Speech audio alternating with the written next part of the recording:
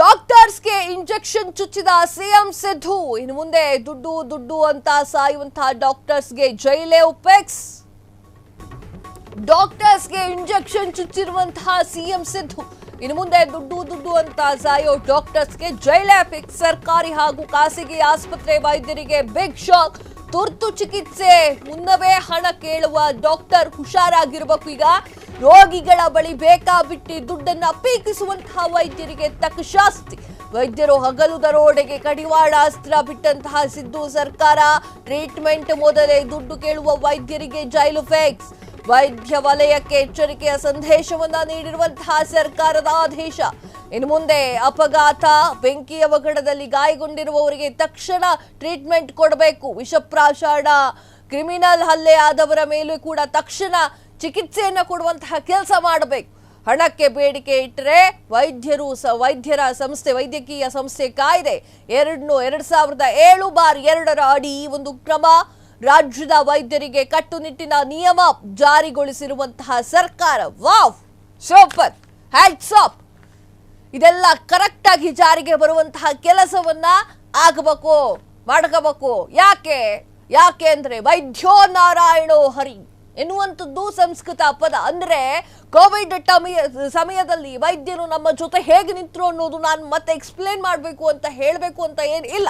ಆದರೆ ಕೆಲವೊಂದು ಸಂದರ್ಭದಲ್ಲಿ ವೈದ್ಯ ನಾರಾಯಣೋ ಹರಿ ಎನ್ನುವಂತ ಮಾತನ್ನ ಕೆಲವೊಂದು ವೈದ್ಯರಿಗೆ ಈ ಒಂದು ವಿಚಾರ ಅನ್ವಯಿಸೋದಿಲ್ಲ. ಯಾಕಾಗಿ ಹೀಗೆ ಹೇಳ್ತಾ ಇದ್ದೇನೆ ಅಂತಂದ್ರೆ, ಬಡವರನ್ನ ಕಿತ್ತು ತಿನ್ನುವಂತಹ ಕೆಲಸವನ್ನ ಮಾಡ್ತಾ ಇರ್ತಾರೆ. ನಾ ಎಲ್ಲಾ ವೈದ್ಯರು ಅಂತ ಹೇಳೋದಿಲ್ಲ ಸ್ವಾಮಿ, ಕೆಲವೊಂದಿಷ್ಟು ಬೆರಳೆಣಿಕೆಯ ವೈದ್ಯರು ದುಡ್ಡು ಕೊಡಬೇಕೆ, ಟ್ರೀಟ್ಮೆಂಟ್ ಕೊಡ್ಬೇಕೆ, ಇಲ್ಲ ಅಂತಂದ್ರೆ ಆಗಲ್ಲ.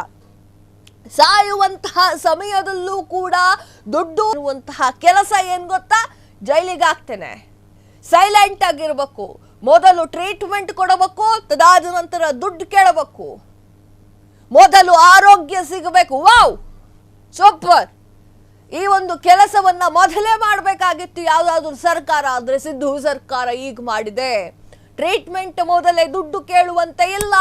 ಟ್ರೀಟ್ಮೆಂಟ್ ಮೊದಲೇ ದುಡ್ಡು ಕೇಳಿದ್ರೆ ವೈದ್ಯ ಸೀದಾ ಜೈಲಿಗೆ. ಕಂಪ್ಲೇಂಟ್ ಮಾಡಿ ವೀಕ್ಷಕರೇ. ಇದು ನೀವು ಖುಷಿ ಪಡಬೇಕು ಇದಕ್ಕೆ. ಯಾಕಾಗಿ ಅಂದ್ರೆ ಇನ್ನು ಮುಂದೆ ಯಾರ್ದೋ ಪ್ರಾಣ ಹೋಗ್ತಾ ಇದೆ, ಯಾವುದೋ ಪ್ರಾಣವನ್ನ ರಕ್ಷಣೆ ಮಾಡುವಂತಹ ಕೆಲಸವನ್ನ ನೀವು ಮಾಡಿದ್ದೀರಿ. ಆದ್ರೆ ವೈದ್ಯರ ಬಳಿ ಕಟ್ಟಲಿಕ್ಕೆ ದುಡ್ಡಿಲ್ಲ.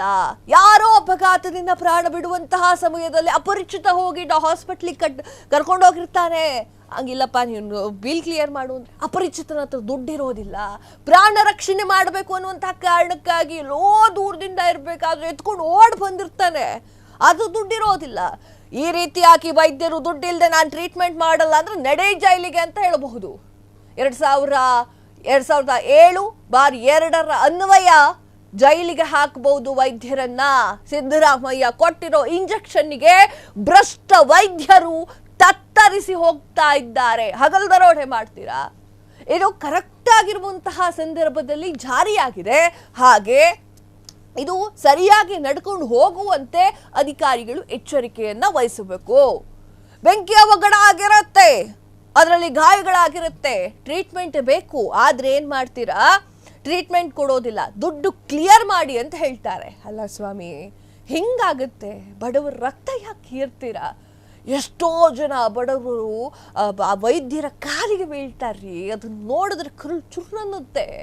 ಎಷ್ಟೋ ವೈದ್ಯರು ಅವರನ್ನ ಧಿಕ್ಕರಿಸಿ ಹೋಗ್ತಾರೆ, ದುಡ್ಡು ಕಟ್ಟು ಫಸ್ಟು ಅಂತ ಹೇಳಿ. ಐನೋ ಮೆಡಿಸಿನ್ಗಳಿಗೆಲ್ಲ ದುಡ್ಡು ಬೇಕಾಗುತ್ತೆ. ಫ್ರೀಯಾಗಿ ಕೊಟ್ಕೊಂಡು ಕೂತ್ಕೊಂಡ್ರು ನಿಮಗೂ ಆಗೋದಿಲ್ಲ. ಆದರೆ ಎಷ್ಟಿದೆಯೋ ಅಷ್ಟೇ ತಗೊಳ್ರಿ. ಯಾಕ್ರಿ ಬಡವರ ಹಿಂಸೆ ಮಾಡ್ತೀರಾ?